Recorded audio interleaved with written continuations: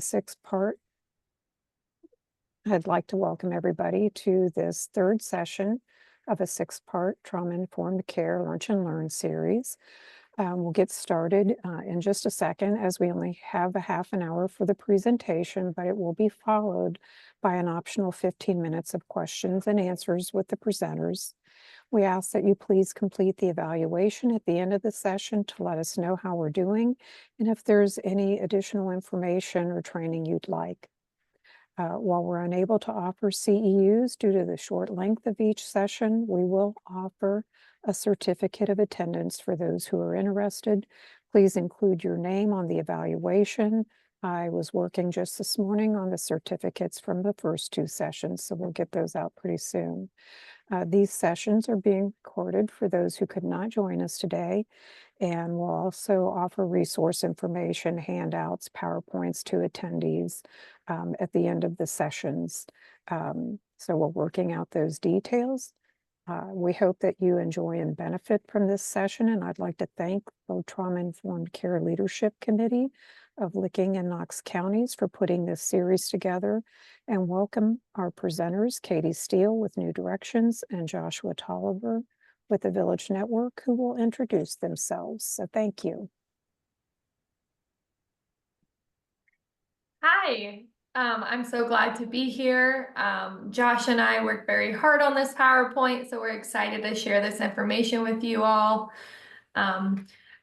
A little bit about New Directions. We're a domestic violence and rape crisis center here in Knox County. So I'm the director of operations, so I oversee our direct service portion here.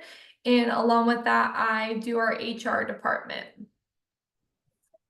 Like Katie said, thank you for having us do this presentation. My name is Josh Tolliver. I'm the regional director with the Village Network, and we work and have a residential facility and outpatient program and a foster care program to be able to work with the youth. So our topic is empowerment, building the strengths and promoting resilience. So we are really excited to get this going. So our agenda for today are just the topics of what trauma impact on children is, what is this within trauma, what makes a good caregiver, and safety planning, which can be sometimes the biggest steps. All right. Oops, sorry. Okay. Perfect. Okay. So impact on childhood trauma can be anything from the realm of brain development, how they process things in schools, even their physical health, their emotions and relationships and mental health and behaviors. So most of the time I see within our work field is behaviors are outrageous. Parents don't know how to handle them. You know, they're primary and secondary survivors of DV, along with like what Josh does. They're in residential care because of behavioral issues, or they're just too much at home. So we wanted to show you guys the impact on childhood trauma though. So if you can look at the physical health, just as simple as sleeping disorders or eating disorder, even along with this, wetting the bed is something that is impacted by abuse and trauma. This can even be poor immune system functioning, or they don't have very good hygiene and things like that.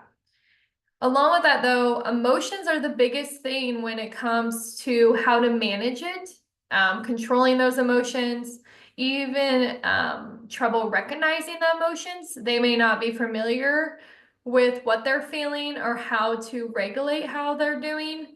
And this can even impact who's working with the youth themselves, because they're trying to explain emotions, but if the youth is unaware of those emotions, they're not going to relate or reflect what you're saying to them.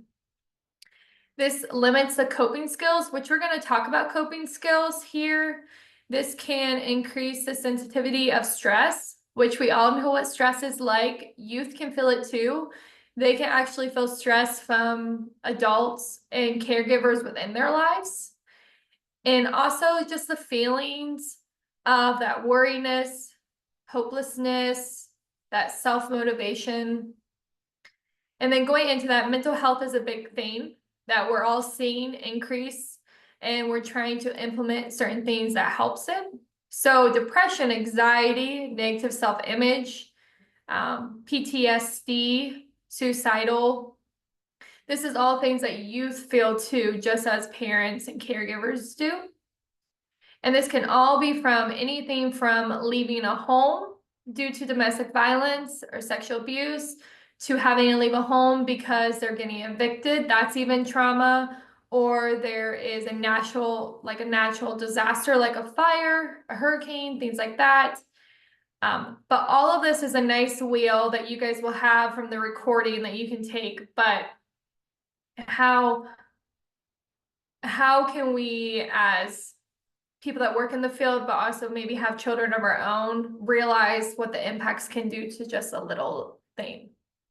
All right, there you go, Josh. And something when working with kids with trauma in their background, I think it's important to understand the brain and its development. So this chart just kind of breaks that down and talks about the different areas. For example, the brain stem and some of those basic functions such as blood pressure, heart rate, body temperature, and as you move up in the brain development, they start to work on some of those abstract thinking and thoughts and things. And it's important that when we work with our staff, we have them understand this, to understand where the kid is at, and not just go off of chronological age, but where that kid is at developmentally. And that's important when working with kids with trauma. I'll go into that in a second. But also when talking about the brain and you implement trauma into it, the kid is learning in those lower stages of their brain. 0 to 5 is one of the biggest jumps that they have in their brain development in compared to their bodies. Their bodies grow at a much faster rate than their brains do. And from that 0 to 5 range, we collect a lot of information, and we see that if trauma happens in those age ranges, it's more difficult, with working with those kids and kind of working through some of that trauma, because not only are they experiencing trauma and it can be hard and some of those things they see, but it's also a huge development time for them. So these kids are learning how to do basic functions mixed with the things that they go through, whether parents doing things they shouldn't, domestic violence, parents not even being in their lives or not being involved in things they do on a day-to-day can have a huge effect in those ages. And that's why we're kind of pushing towards working with kids at an earlier age, to be able to work on some of those things that they need to develop with. Because our theory is, if you can work with the kid, we'd rather work with the kids now to work on some of the trauma, rather than let those kids wait till they're 14, 15, 16 years old and try to work through some of that stuff that wasn't part of how their brain is developing. And also, one of the biggest things that we use with our staff is the sequence of engagement. Instead of when a child is dysregulated or upset or dealing with something, I think the staff immediately tries to go in and reason with that kid, and they struggle. And it's because we really promote them to regulate with them first, because I feel like you need a child to be regulated before that child is even in the right mindset or the right part of his cortex to be able to relate and then reason with you, to be able to work through whatever situation. So that is one of the big things that we work with our staff on trauma-informed care, to be able to work with them to understand the trauma they go through and how to kind of work through those things, and kind of the brain development behind it, not just, hey, do this because, and we try to give those reasons on why and break it down. Thank you, Katie. And going even into that, as a domestic violence and sexual assault crisis center, we get asked all the time when it comes to youth, well, my daughter is only 5, she's not around, like she doesn't see what's going on. The impact of hearing it and even being in that environment can cause some of these things to happen. We like to say a primary and secondary survivor can be served the same way, in a way of providing the services to help benefit them. So that's just something to think of, that even though they may not see it, they can still hear it, or they hear adults talking about it and they create their own vision of what occurred, and that can even impact the trauma that goes into what their brain. All right. So something that we like to talk a lot about is how is risk factors, protective factors, and even the relationships that someone has impacts their trauma. So as you can see on the screen, the risk factors are things that individual or family or community that may increase the likelihood of a person that will experience adversity. So this can be from therapy, flashbacks, anxiety support, mental health.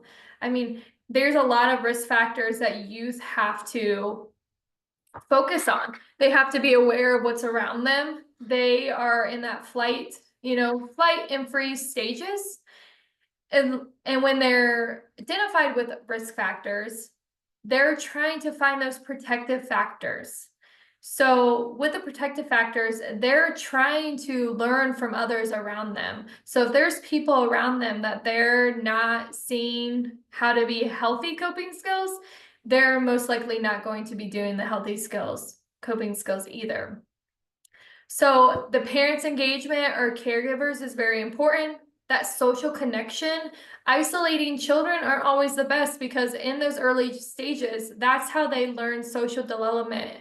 And I know from like speaking to teachers and things like that, that during COVID or whatnot, first like kindergartners at the time up to third grade at the time really is struggling with that social emotional development, because they weren't able to engage when it's that important age of doing it.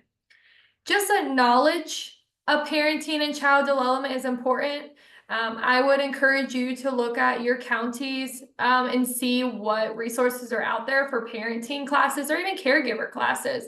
I know we have like Triple P. I know Josh and them at the Village Network offers things for foster parents. There's a lot of resources that could dive into those protective factors. Concrete supports in times of need. This is where the safety plan will go into play later on, but really creating that concrete of what to do when there is trauma happening, and just that social emotional of the children development. Now, as you can see, I like this diagram because there's multiple levels of influence on child's development, and this just identifies what can impact. As you can see, the closest circle is like home, parents, school, the neighborhood, peer group, after school, and siblings. That's called a microsystem. That's what truly impacts what's going on. That's where they're learning their skills and the developments from. But that's also where they're learning how to respond to trauma, how to engage when there's trauma happening. How do we respond when something's going on? And then you have the outer layer, which is like social media, teachers impact at school, you have our local government, things like that. But parents, friends, I don't know if all of you are familiar, but a lot of people have a lot of input when it comes to relationships and how things should be handled. This works for my child. This doesn't work for my child. And really gaining that confidence of being like, my child has experienced trauma.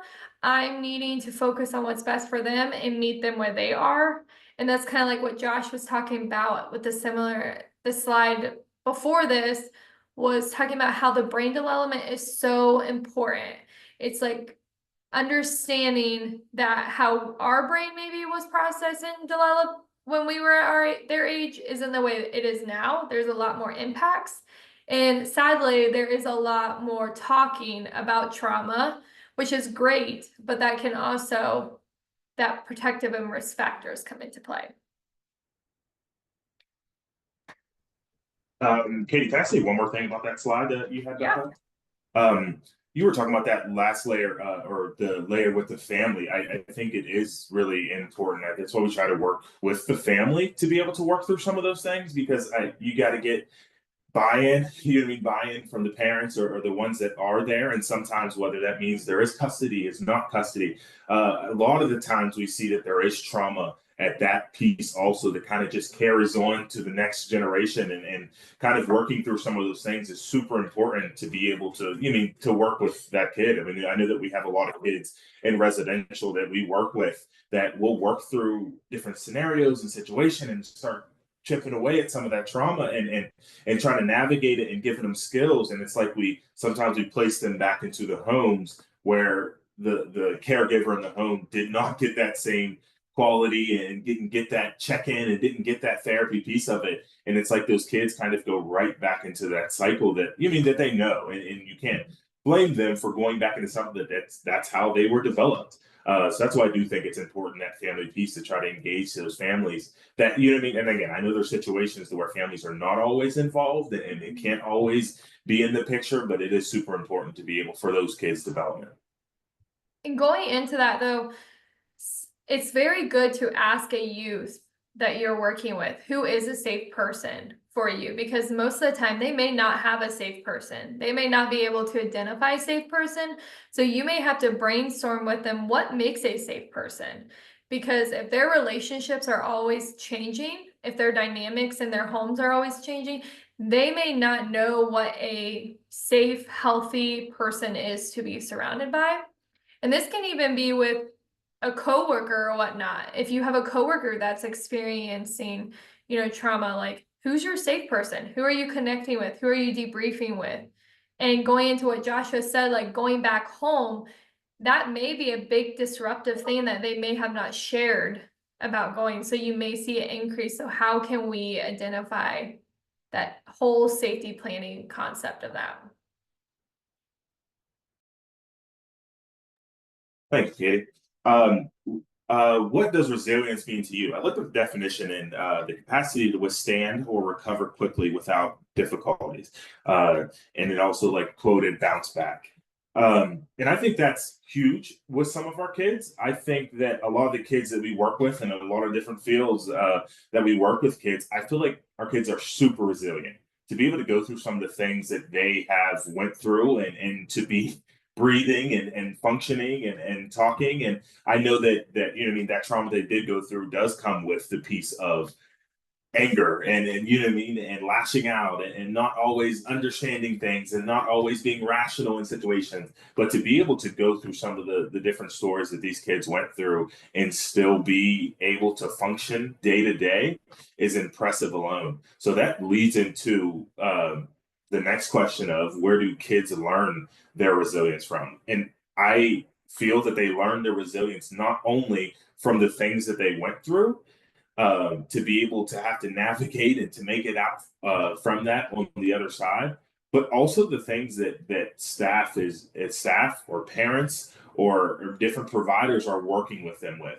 And that's why I think that our jobs are super important, because we're literally trying to sometimes navigate some of the developmental things that they were working towards, and change them and help them change them in positive ways. And our impact on the kids that we're working with is so huge, to the point that I think that anybody who steps into the field needs to understand the impact that they can have on them.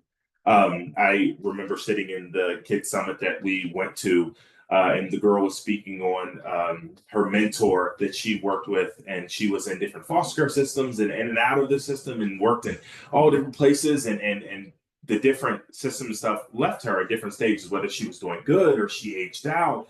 And she had one person that she just kept speaking on that was consistent, that was there, that she still talks to this day as a support person. And it just made me think of the impact that we truly have on these kids. But it also was honestly a little sad to think that, out of all those years you were in services, one person, you still have, out of all the in and out of different systems you've been in, you have one person that really stuck out. And I think that's impactful, to think that our role in what we are doing. But the last question on there is, how do kids cope? And I think immediately when you think of that, you think of all the positive things that they do to try to cope and be resilient, which are true factors. And with whether that's walking, taking on walks to be able to regulate, to do that pattern and repetitive, to whether it's coping skills to fidget with, to help them be able to focus, the deep breathing, music, and all those great coping skills. But I also think that they find coping skills that are not always positive. And I think that we work with our staff, and as providers, we should understand those things as self-harming, lashing out and fighting, yelling as a first reaction. Yes, they may be coping and with self-harming. It's not positive, like, you know what I mean? But I think that coming from the point of understanding that is kind of what they know, that's what they've learned, and being able to work through that to be able to teach them some of those positive coping skills to be able to help them. And I think that's important to be able to help our kids and not just look at them as, you're doing something negative. Look, they found a coping skill. It's not a positive one, but they found one that's helping them at the moment. It's just navigating through to try to find them different ones in that moment. Thank you, Kate. And We have- coping skills aren't a quick fix either. So I know with youth or whatnot, they always identify. Some will say, well, I don't like coping skills. They never work. I hate that word coping or whatnot. Okay, what do you want to call it? Like, how do you want to navigate those? Because we need to be able to incorporate those healthy skills, but also teach them those healthy skills. So as adults and caregivers and coworkers and who we work with within our field, we need to be responding. How do we respond when we're feeling a type of way? Because if we don't incorporate those healthy coping skills, they're not going to be able to identify that. So we talked about safety planning. Like, when is a safety plan necessary? I know sometimes people think it's when something's humongous happened. No, like a safety plan can be as simple as a youth comes in and talks to you and they say, you know what, like I have to have this conversation with my parents that I know I'm going to get in trouble. Can I create a plan with you of how to approach this? And this is even identifying that safe person for them to debrief with afterwards. This is suicide, domestic violence, sexual abuse, disruptive behaviors, human trafficking, discharge from residential, and discharge from shelters. So we always have to constantly be thinking of safety planning when we're working with our individuals. And what does that entail? This can be as small and simple to as big as they want it to be. And be mindful of when we do the safety plan, it has to be something relatable, something they can do. It can't be our ideas. We can promote things, but they have to have the resources and the connections to be able to make that safety plan work.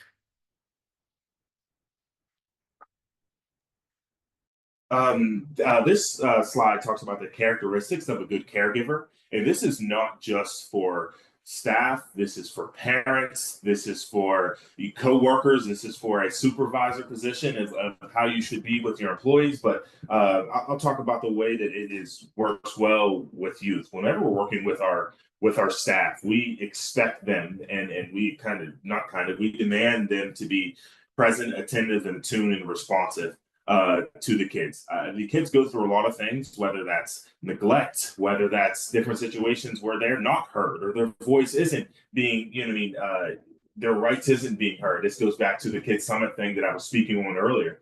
The girl in there that was in and out of the system was speaking on how her voice was not heard, and she was a big piece of where her life is going.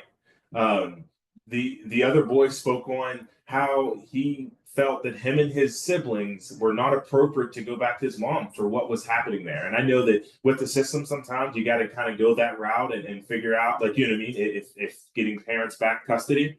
But he was verbalizing that. He was saying that how that was harmful for him and his sister.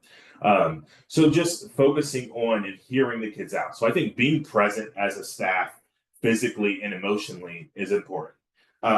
Being attentive, understanding and watching and interacting with the kids and watching their cues. And that goes into being attuned to the kids. So being able to be there and knowing that your kid is, hey, he normally comes out, is smiling and happy. Something's different today.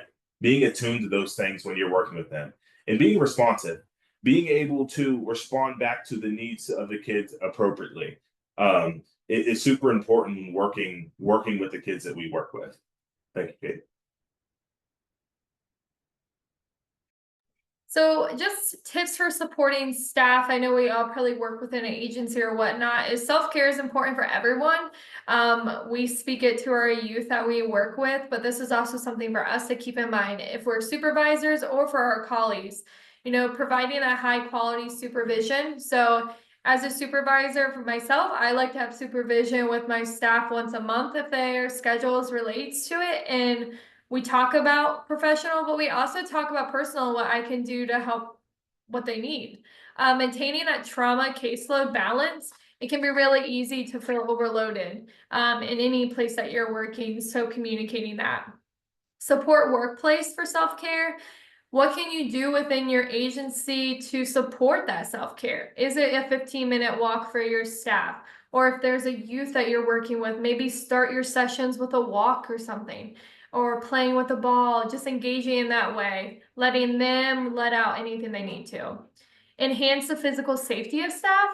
I know for our work, we have to have a big safety protocol due to the work that we do, but maybe thinking about that within your place. Offer flex time scheduling. So if you're realizing someone's working tons of hours and they're not able to flex, communicate that with them. Let them know, like, hey, I see you. I want to make sure that you're getting the time off that you are needing.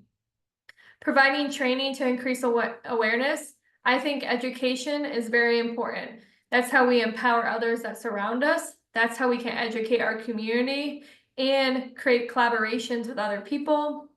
Develop opportunity for staff and leadership to learn, from each other is important. And also the self-care. Create external partnership with trauma agencies. For example, here at New Directions, we partnered up with a counselor to come in and speak to our staff twice a month, and they can have an hour just with her, and they can discuss whatever they want. That's something that we do here for to provide that self-care if they can't find a counselor outside. Just honestly creating that regular assessing, creating that accountability, making sure that people are hearing heard from you is important. And also that's what youth look for too. They're looking for someone to lean on and support. So I just want to end this with think to yourself, what makes you a safe person? And also, what do you look into someone for a safe person? And I think that's something that will get the brain going. And we are finished. Thank you. You kept to the time very well. We do have time here for questions, if anyone has any.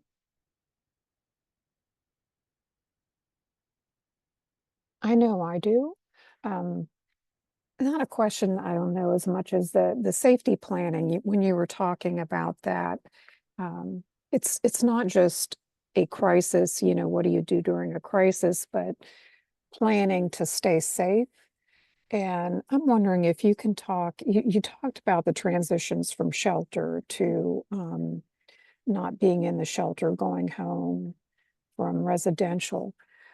But I'm thinking about transitions in your life. So from being in high school to being on your own, do you have any tips for safety planning in that situation? It seems like such a normal transition, but for a lot of folks who have been involved with services as a child, then moving into that adult world, any tips or ideas for that? You can go, Sure. Josh. You're good. Okay.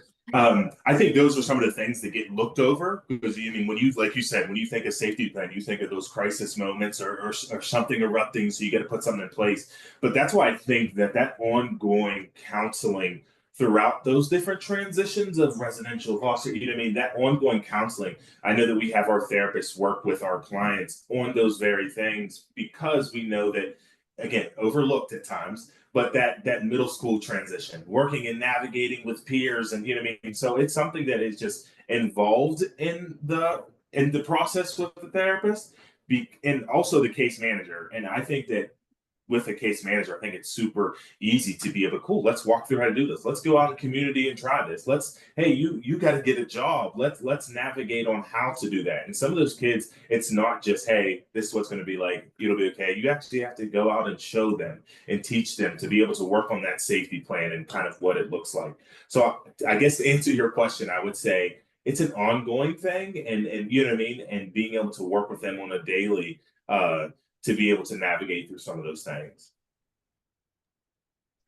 Yeah, and something as simple as depending on what their relationship is with their caregiver and adult figure in their lives, is they can create a safety plan within. For example, when we work with youth here transitioning to be 18, working with another advocate, along with that, we identify, okay, maybe come up with like a safe word that your person that you're really close with when you're away, if you were to text them or call them and just say that safe word, they would know, okay, I'm needing this.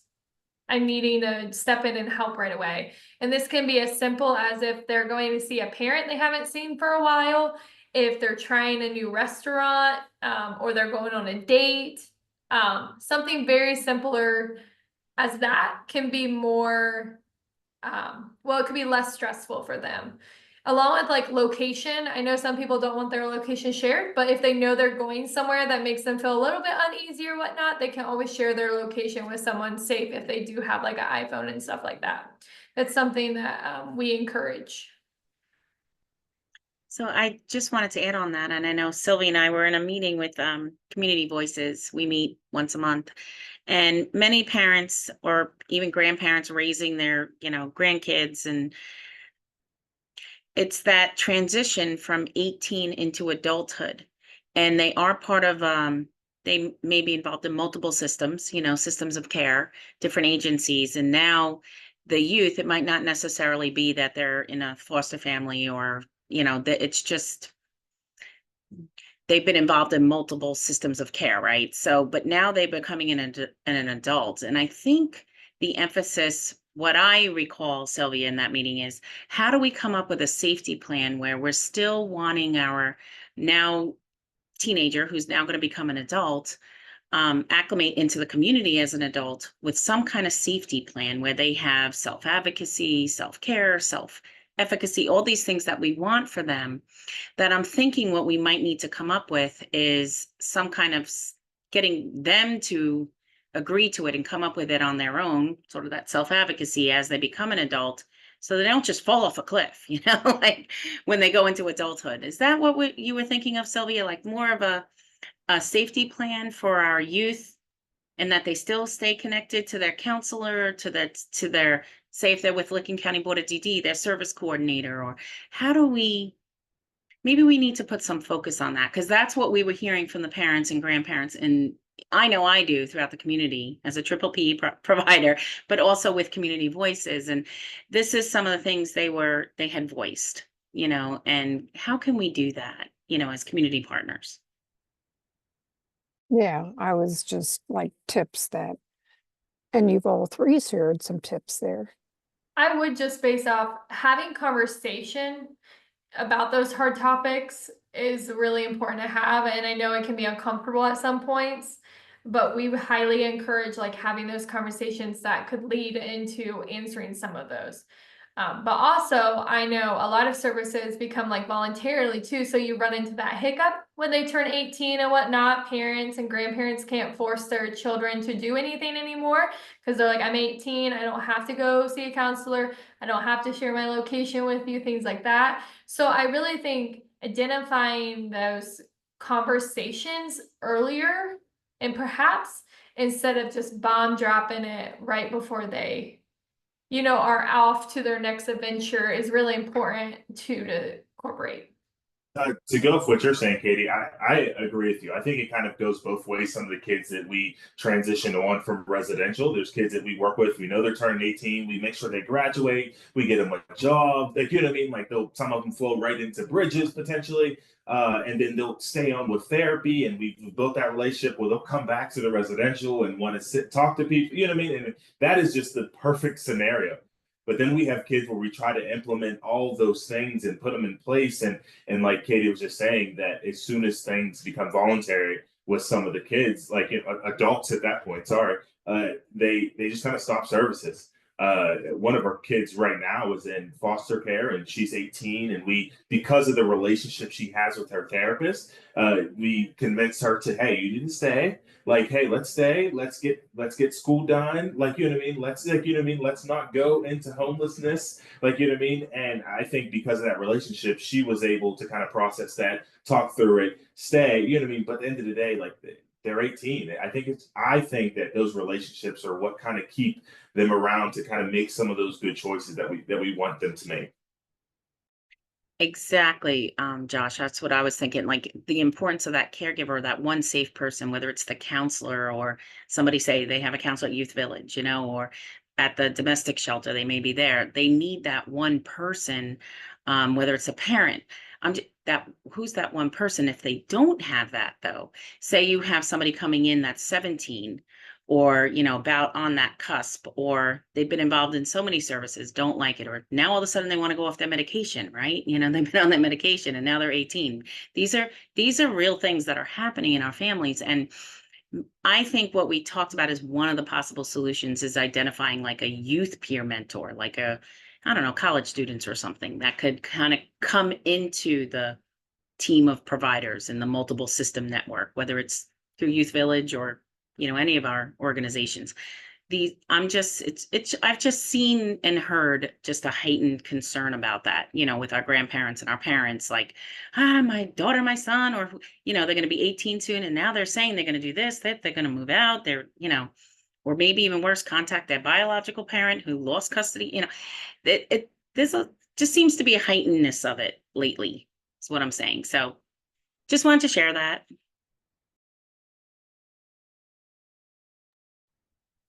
Katie, I think that would be really cool, honestly, to be able to have someone at that college age or someone of their own age. I bet you those conversations, they probably may even be more open with them. Like, you know what I mean? They feel more relatable with them. So honestly, that would be and figuring out how that could work and navigating that. But I think that's honestly a really cool concept. That would be cool.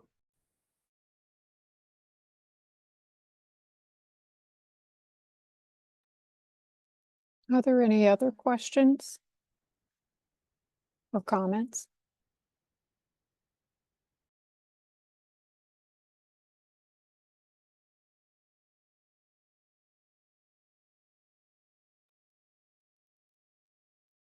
If not, we sure appreciate your time today, Katie and Josh, and everyone who joined us today. As soon as we end this session, your evaluation will pop up, and we ask you to please complete that.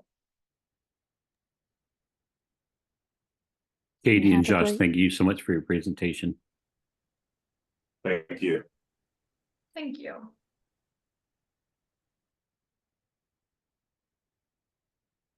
Have a good rest of the day.